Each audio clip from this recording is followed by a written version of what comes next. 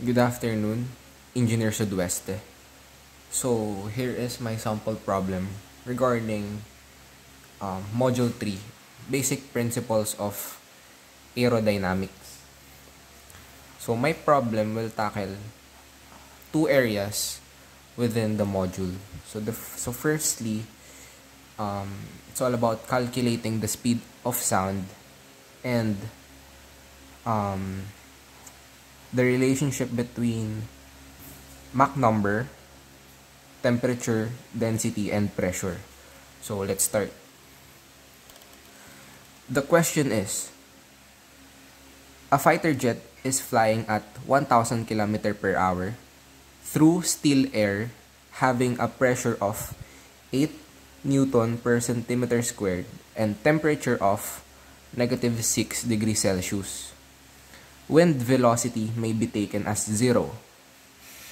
Take R is equals to 287.14 joule per kilogram Kelvin.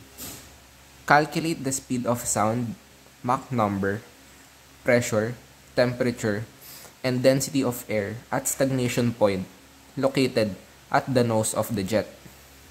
So gamma is given. It's equals to 1.4. This is the specific heat ratio of the air. So the given values are, first, the velocity 1,000 km per hour. So kailangan, we need to what do you call this? Kailangan natin siyang i-change into meter per second para magtugma lahat ng values natin. Temperature 1 is -6 degrees Celsius. Dahil naka Celsius siya, kailangan natin siyang i-change into Kelvin. Pressure 1, 8 Newton per centimeter squared. Kailangan natin siyang palitan into Newton per meter squared. So the required na kailangan hanapin throughout the problem is the speed of sound, the Mach number, the stagnation pressure and density, and the stagnation temperature. So firstly, isolve natin yung speed of sound and the Mach number.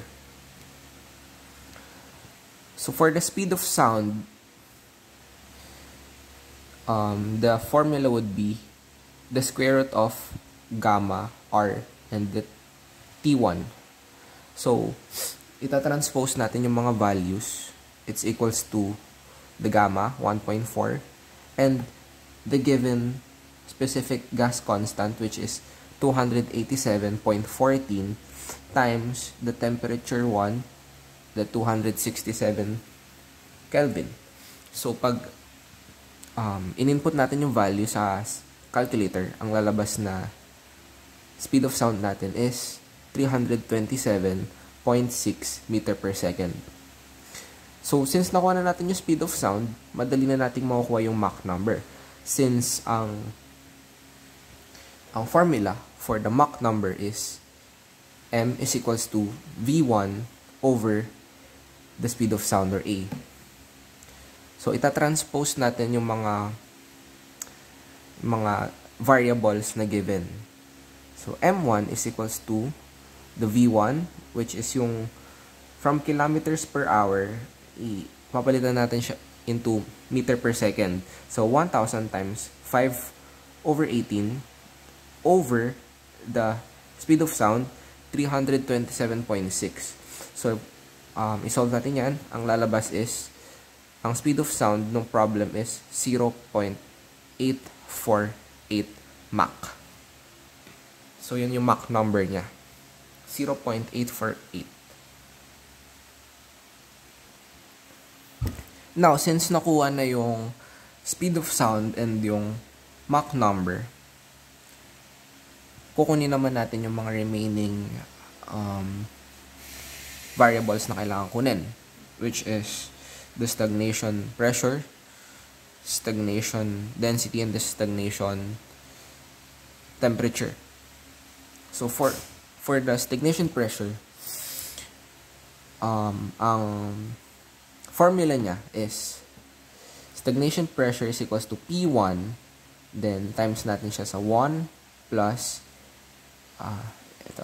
Mach number 1 squared over 2G. G refers to gravity, yung typical gravity natin here sa Earth, which is 9.81.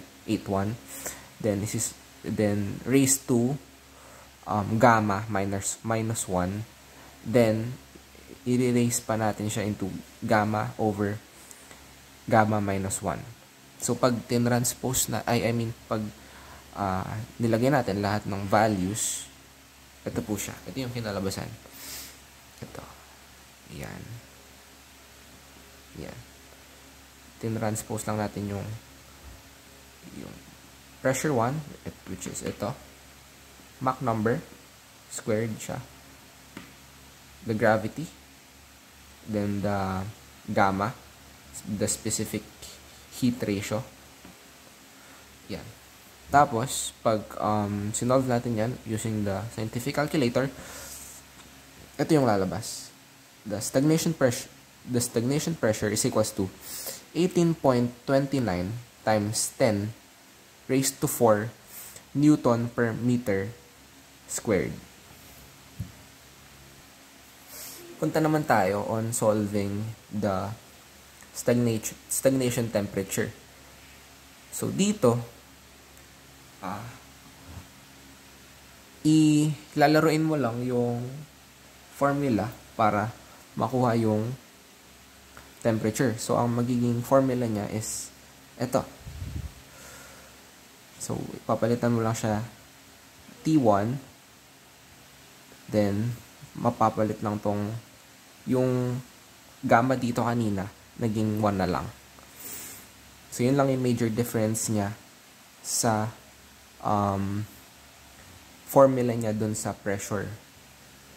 So, pag in-input mo na lahat ng values dito sa formula na to, ito yung kakalabasan.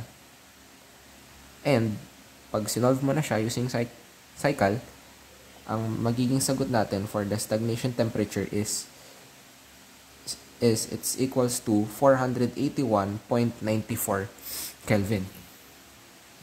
So now, nakuha na natin yung stagnation pressure and stagnation temperature. Madali na natin makuha yung density since balikan natin yung problem. Pag binalikan natin yung problem, walang given na density. So, para makuha yung density, ang gagawin natin is through equation of state. So, para makuha natin yan, through the equation of state, so, stagnation density is equals to stagnation pressure over R, or specific gas constant, times stagnation temperature. Then, ita-transpose natin lahat ng, ilalagay natin lahat ng values sa formula na to, which is ito yung mangyayari. 18.29 times 10 raised to 4 over 287.14 times 481.94.